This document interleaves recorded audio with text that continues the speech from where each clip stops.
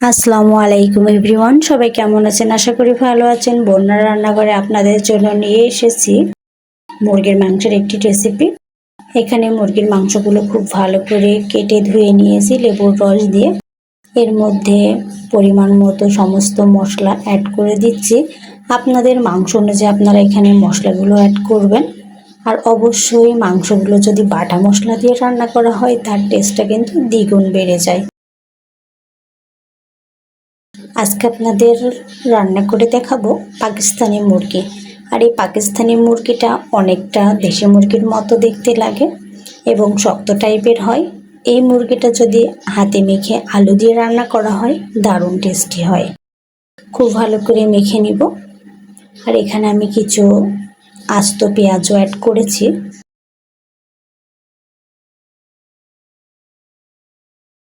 নতুন বন্ধু যারা আমার ভিডিওটি দেখছেন, আমার চ্যানেলটি এখনও সাবস্ক্রাইব করেননি, অবশ্যই আমার চ্যানেলটি সাবস্ক্রাইব করে পাশে থাকবেন এবং বেল বাটনটি অন করে রাখবেন। আর নতুন বন্ধু যারা আমার পরিবারে এসেছেন অবশ্যই কমেন্টে জানিয়ে যাবেন, আমিও সময় মতো আপনাদের পরিবার থেকে ঘুরে আসব।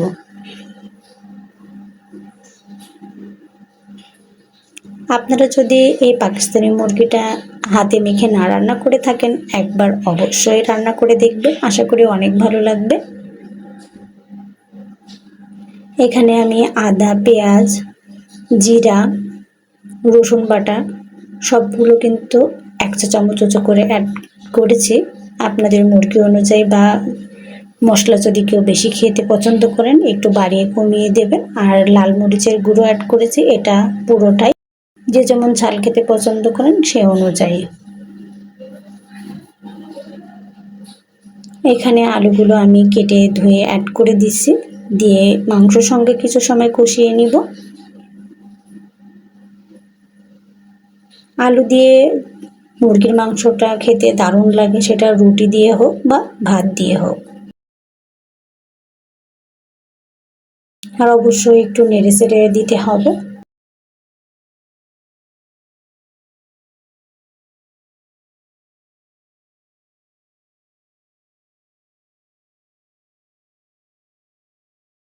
এই আলু দিয়ে যদি মুরগির মাংসটা একটু পাতলা ঝোল করে রান্না করা যায় রুটি দিয়ে কিন্তু দারুণ লাগে।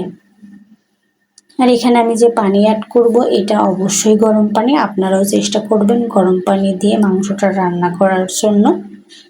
এখানে পানি একদমই শুকিয়ে গেছে, আমি এখানে কিছু পরিমাণ পানি অ্যাড করব।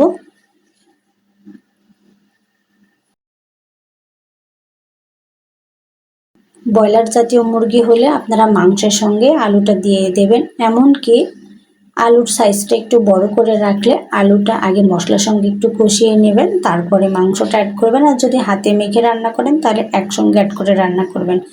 যেহেতু আমার এটা পাকিস্তানি মুরগি একটু শক্ত হয়, এই কারণে আমি মাংসটা দিয়ে কিছু সময় কষিয়ে নিয়ে তারপরে আলুটা অ্যাড করেছি।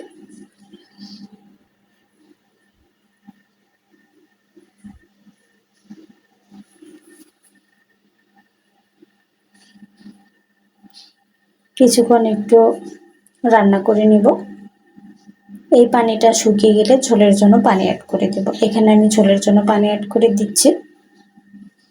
আর এটা গরম পানি, একটু নেড়ে চেড়ে দিব।